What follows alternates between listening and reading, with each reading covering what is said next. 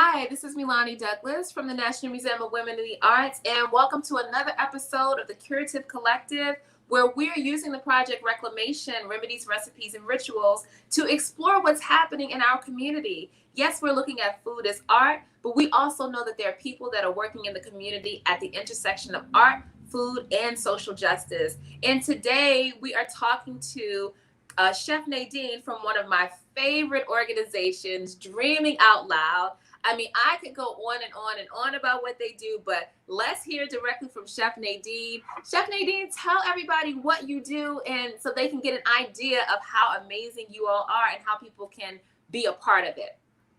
Well, good morning, and Milani, thank you all for having Dreaming Out Loud featured on your program today. And a little bit about what I do. I am actually the culinary projects manager and the dream program manager for Dreaming Out Loud. 3 years ago, Dreaming Out Loud started a program that was designed to give up and coming Black and Brown food producers, primarily out of Wards 7 and 8, a leg up on getting their businesses started.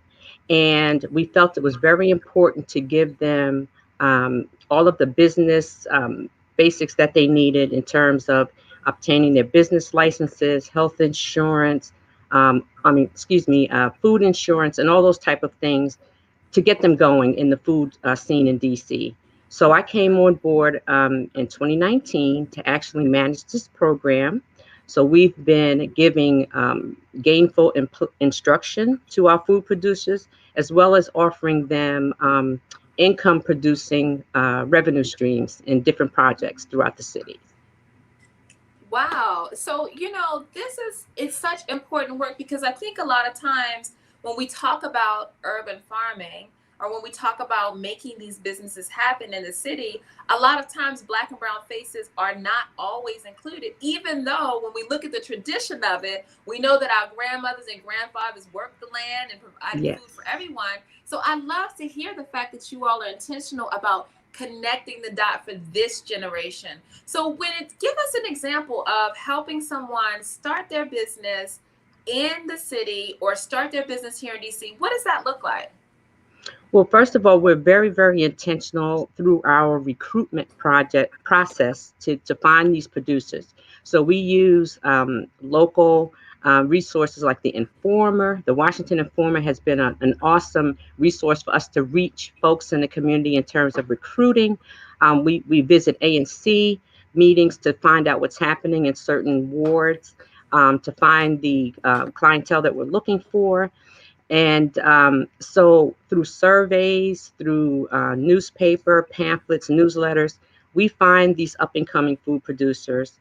And then we're very intentional about finding out where they are in their process and what type of technical assistance they need to get themselves going. And then we try to provide that, really specific support that they need. So, I love hearing that you all are working with the Washington Informer, and DC also has this great network of ANC commissions where there's so many great meetings where you find out a lot of information. The Washington Informer, for people who may not know, has been a staple in the Black community for such a long time and helping people to connect with each other and find out about projects. So that's great to hear that you all are connected with them because I still tune in to them for their news. Yeah. And also they started doing stuff live, so I'm excited about them. I'm gonna have to reach out to them. So if somebody comes to you and let's say like they have a farm or a property and they're at the very beginning, they're saying, you know what, I don't even know what to do. I just have this resource and I want to serve and I want to be able to give to my community. Is it at that stage as well? I mean, is it at any stage that they are?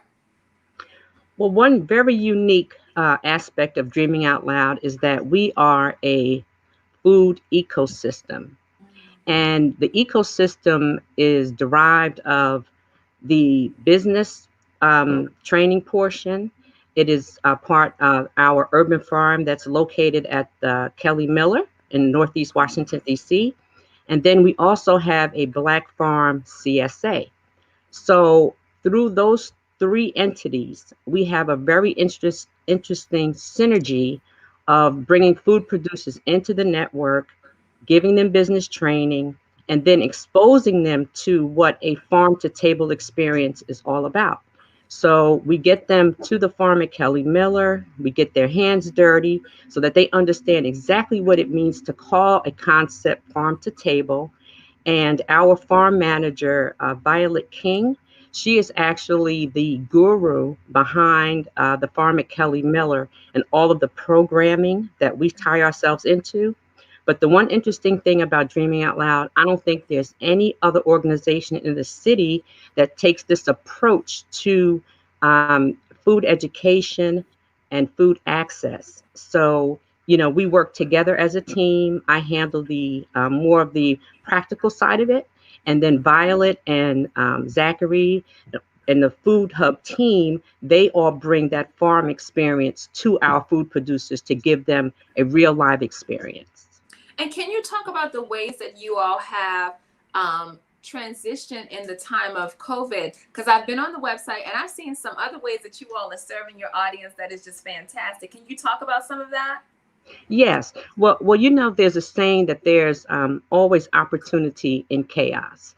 And in April, we were approached by World Central Kitchen and DC Central Kitchen to actually partner with them to deliver COVID relief meals to our constituents, primarily our residents in Ward 7 and 8. So, by virtue of our training program, we were able to locate 4 businesses that were ready. Actually, they had their business licenses in order, they had their insurance, they had everything in order to jump into this project. And between April and August of this year, they produced 45,000 Wow. meals in partnership with World Central Kitchen to feed our families the food that we would love to see them eat. Like we didn't produce one meal that we would not have enjoyed ourselves. So that was such a wonderful um, experience for us to be able to touch the community in that way. Chef Nadine, that is beautiful. That is so wonderful to hear how people are connecting their resources to the need. And Yes, I love what you said that even in chaos, there's always opportunity, and that sometimes a challenge is nothing but an opportunity to see it differently. And yes. also, if I'm not mistaken, were there some demos or classes? Were there some little snippets on the website about how to? I want to say, did I see someone present a class or something? Maybe it was just a. Was that on the website? Well, we filmed a lot of we captured a lot of our experience on film. So Okay. it may have come across as a demo, but I think it may have actually been production, Oh, live wow. production happening. And it was kind of candid shots of actual production. But I think um, uh, the real wonderful opportunity here was it gave businesses that weren't necessarily flourishing before COVID hit, because we all know that food insecurity did not start with COVID-19 in Washington, That's D.C. right. So these businesses have been experiencing the effects of food insecurity their entire business lives. But what COVID did present to them was a chance to scale. It gave them a chance to refine recipes, and it gave them a whole newfound confidence in where their businesses could actually go. So it was a blessing in disguise. And like I said, to touch our community in such a way that when they opened the lids on all of the meals that they received from us, we knew if they hadn't had a great day, at least that moment in time was going to be a wonderful experience. And it just gave our hearts just the most wonderful uplift. That's beautiful. And this is the kind of work that we love to highlight as a part of reclamation, because we want to remember that we're showing all sides of food. We're talking about food as art, but it's Yeah, not just the food on the table. We're talking about how it gets everywhere from the ground to the table, people's food insecurity, food justice. And yeah, so as an art museum, we are not always able to cover all the areas, but we yeah, can always reach out to people that are working in those places and make sure yeah, that we highlight them. yes. So is there, and on the farm, are there some have you used, or is there something that you've been working with this fall that you would say is maybe one of your favorite ingredients to work with right now? Yes, I can actually say yes. When the herbs that were grown for the season were harvested, we got lemon basil, sage, rosemary, and mint. And we were able to take those herbs, dry those herbs, and we created seasonings for the meals that we were serving. So we actually took those herbs, dried them out, and we created seasoning salts and pepper blends. And we also made what we called culinary paste out of it. Mm, And we used that just like a bouillon. It was like a herb bouillon, if you will. But we okay. used those items to season our food, and um, so we love to believe in zero waste. So Mm, we believe that anything that is produced at the farm can be utilized one way or the other. So anything that, like the herbs, there's a bumper crop of herbs. You really don't know what to do with it. Well, let's take those herbs, let's dry them out, and let's repurpose those herbs in the formats that I just mentioned to you. mm. Chef Nadine, what do you mean by a bumper crop? Bumper crop is when you get an overabundance of a certain Mm. uh, fruit, vegetable, or herb. So when you find yourself that you've actually utilized the products through your CSA and through your other channels, and you still have a surplus, so you want to take that surplus. You don't want to actually have to waste it. So you find ways to repurpose it so that I there's zero see. waste. Hmm. I love that. So now, when you talked about making this bouillon, I think we're gonna have to bring you back to show us how how to do that, because we look at some of the things that we buy in the store. When I realize, I'm like, oh, I'm throwing away this stalk, I'm throwing away this Yes. excess skin. What Yes. I'm sure there's something that I could do that would Yes. keep me from having to buy vegetable broth, vegetable bouillon, all these different Absolutely. things. So, Absolutely. I hmm would be happy to come back and show you some of the techniques that we use. That would be awesome. I would love that. And so, can you tell us something, maybe something simple that you we could maybe something that we take advantage of that maybe we don't even know, or we're wasting it, and this is another way we can simply use it. Well, my strong belief is that, especially during the fall and winter months, Mhm. any fruit, I mean, not fruit necessarily, but any vegetable or herb can find itself in a soup, stew, or Mhm. chili, right? Mhm. Those type of meals lend themselves very well to layering all types of ingredients together to create unique flavor experiences.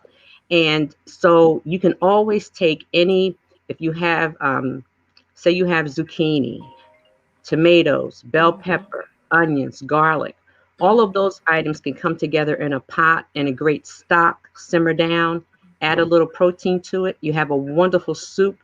Thicken it a little more. It's more of a stew. You can make it a little bit more more robust. And then by adjusting seasonings, you can make it, more like a chili. So you can add a little smoky essence to it by using cumin and different things like that.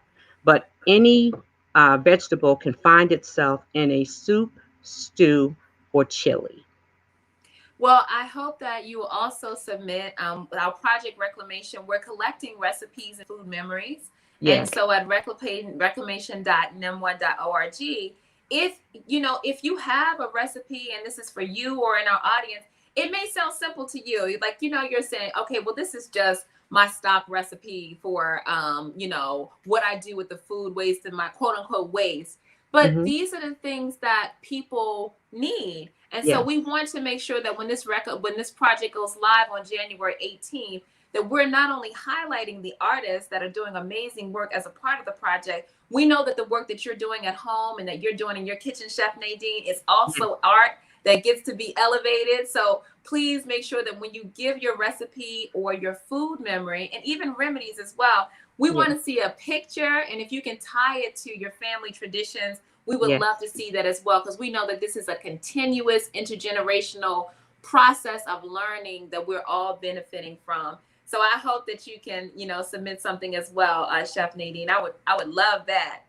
That would be an extreme pleasure to do that. because we all know that food in our community, it's holy. Food is not only the village, but everything that we do in our community um, begins with food. It begins with food and it ends with food. When we celebrate birth, we celebrate by virtue of food. When people, return to the master, we celebrate with food. So our entire continuum of life rests solely on food. So it's like the memories are. I know myself. I lost my mother probably this is year 4. I lost my mother 4 years ago. But one of the most pleasurable experiences I had for Thanksgiving was recreating the tastes that she taught me. And it made me feel so close to her. And so we want our community to understand that COVID ravaged our community because of the lack of access to fresh, wholesome, clean food. We can say that unequivocally. So if we can try to mitigate any of that type of illness and disease by teaching simple methods at home where people can start to embrace using fresh, wholesome, clean food in very simple recipes. It's not that you have to have all types of equipment and all types of time to make great food. You really don't.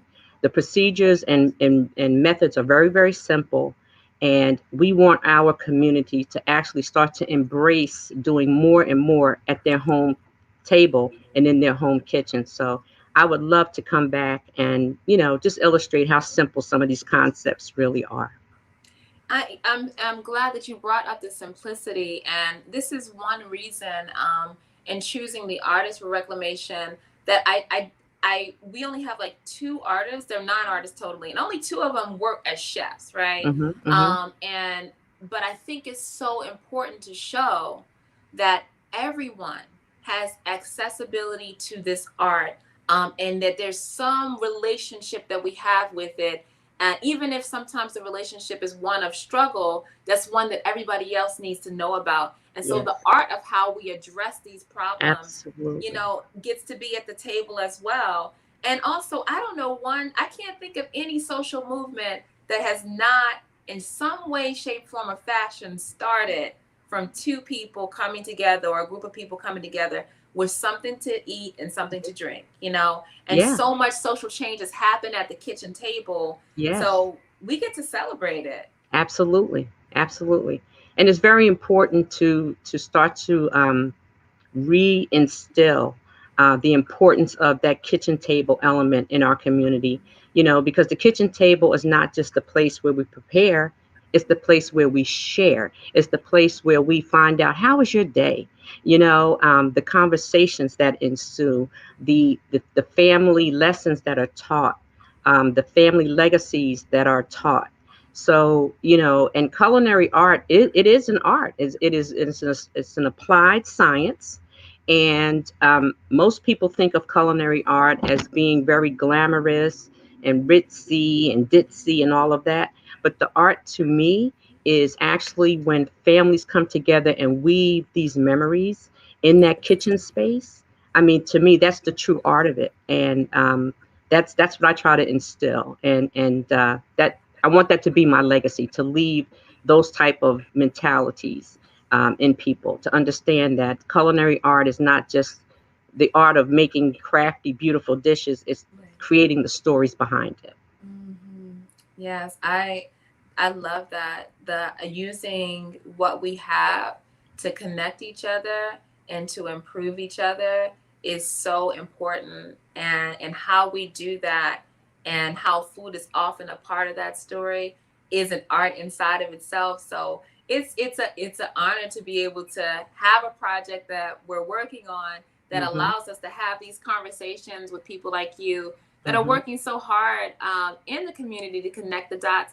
And I must say, for the CSA, I have had some of the herbs from the Kelly Miller Farm. Let me tell you, they're so good. The Yeah. mint was some of the best that Yes. I mean, the mint, the rosemary. I mean, it was just some things that I had a chance to pick up from there that are Hmm. absolutely some of the best that I've had. And then also the staff that was there was wonderful. I got a Yes. chance to take a piece, and actually, I have some stuff that's growing outside Yes. that's still continuing. So even these practices of like, learning how to do that, how to, have a piece of somebody's plant. People used to do that all the time. I mean, my That's mom and correct. dad would go to somebody's house and be, oh, take a piece of this plant. Take a And then next piece. thing you know, you got a whole forest. So even stuff like that, Yes. we want to keep these things going. Yes, and the programming at Kelly Miller Farm encourages our community residents to come out to the farm. And I like to use the term get your hands dirty because there's no real way to understand the dirt unless you touch it. You have to touch the dirt, you have to smell the dirt, and you have to see how rooting systems even develop. When you cut that piece of plant, well, what's happening when you put it into the soil? What's going on with that? So you get to actually see and live that through the experiences at the farm. And then we cultivate relationships by virtue of a drum circle. There was a wonderful drum circle that used to meet on Wednesdays at the farm. So at the end of a hard day of work, we would sit around in a circle and just, have spoken word and just, playing drums and instruments and sharing. Like I said, the whole village, we're very earthy people. And so we connect to the earth and all the energy that comes from the earth. And Violet does such a wonderful job with the programming. And our executive director, Christopher Bradshaw, his vision for this whole ecosystem is something, it's so unique. I'm so honored to be a part of it because, bringing food producers into this ecosystem and giving them the knowledge of understanding what it means to be to be a food producer, but to understand where the food comes from, and then to understand how the food is going out into the community and bringing new life and new health and resilience to our community. If you weren't into a situation like this, you wouldn't connect those dots necessarily. So the vision of Dreaming Out Loud is one that's so unique, and the synergy of how we all work together is just, it's like a good pot of great stew. I mean, that's the only thing Yeah. I could tell you. It's just it's just such a wonderful experience. It really is, and I am looking forward to finding other ways to be able to show just how Dreaming Out Loud supports sustainability across the board. That was one main reason that I wanted to highlight you all as a part of the Curative Collective, is Hmm. because not only is your organization sustainable for the like you are sustainable for who you serve, you're Yes, sustainable in how you serve, you're yes, sustainable for the people that work for the organization. I feel like you all are being enriched by the process. yes, And yes. and so when you have something where everybody's enriched, Everybody. that's just a beautiful thing. It's it's Yes, it's it's so beautiful. it's Um, beautiful. mhm. Yeah, it's very, very beautiful, and it's very intentional. That's one thing I really want to get across. It's very intentional. Even with our food producers, we are very intentional to give them the best business education that we can, because we understand the failure rate of new businesses, and we understand that so many of those businesses fail because they do not maintain the numbers, the business of the business. So we're very intentional about instilling that into our cohorts. And yeah, I mean, it's just amazing to see, how folks are taking what they're learning and then parlaying it, and trying to survive this COVID environment. I mean, so many folks have closed the doors, but we have some black and brown food producers that are still hanging in there. So that's a That's testament to awesome. what they've gained and what they're using through our program. So it's amazing. Well, I do hope that as people are entering the holiday season or continuing through the season, and that we come together at our tables. If you're looking for opportunities to support people that may not have the same resources that you have, and resources are varied. So sometimes it's like you may have the resource of money, then give money. If you may have the resource of time, give time. You may have the Yes. resource of marketing expertise, then give that. So make sure that in some way, shape, form, or fashion, as we look into this holiday season, we're finding a way to give and to uplift. And if you're around that table with your family and you have a recipe, remedy, or just a story, we would love to have stories. Please submit those as well. But Chef Nadine, how can people reach out to you if they want to support, be a part of Dreaming Out Loud, or join the CSA? What's the best way for them to find you as well? Well, Dreaming Out Loud, our website is under construction and should launch within the next couple of weeks. A beautiful new website. We are known as DOLDC across all platforms: IG, Facebook. You can reach us at www.dreamingoutloud.org. And then my email address for Dreaming Out Loud is nadine@dreamingoutloud.org. But we are intentional about the support that we solicit. I mean, we need support across the board. We always need monetary support, but technical support is welcomed as well. And just, letting people know that we're here and the work that we're doing. If you know up and coming Black and brown food producers that are looking for a program, it's pretty rigorous. I will say that it's a pretty rigorous program, but if they're willing to commit, we're willing to invest in them to get them where they need to be.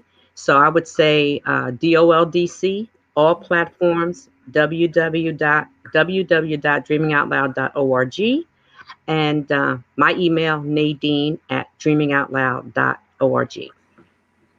Well, Chef Nadine, I'm so glad that you could be a part of this project. I am hoping that we will find other ways to work together through reclamation. And when the exhibition goes live on January 18th, I'm hoping that it'll be rich with, recipes and food stories from all communities, and that there will be full representation, so that we know that these are traditions that we all are deeply a part of, and that we all have a collective history with that improves us all when we share it and when we continue it. So let's definitely keep that going. Just a reminder to please submit the recipes. Please look up Dreaming Out Loud. And Chef Nadine, I just want to say I have really enjoyed this time with you. As have I. Thank you, Milani, and thank you for the work that you do. Highlighting women in the arts. We're always underrepresented in one way or the other.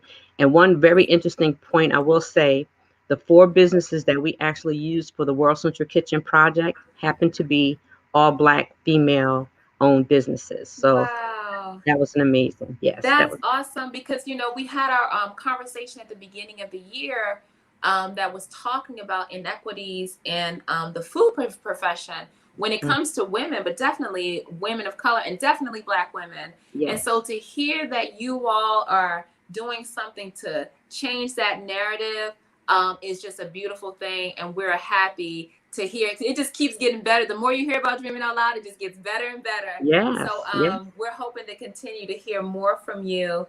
And Chef Nadine will be back. She'll show us something. She's going to show us something in this kitchen and how to do something simple and easy. So please stay tuned for seeing her face again. And thank you. Thank you for joining us. Thank you for having me. All right, everyone. This has been an episode of Curative Collective. Stay tuned for our next episode next Monday. And then also submit your recipes. And then in the fall, we'll have Chef Nadine back and get us all in the kitchen and do something in here. All right. Have a great day, everyone. Thank you. Thank you.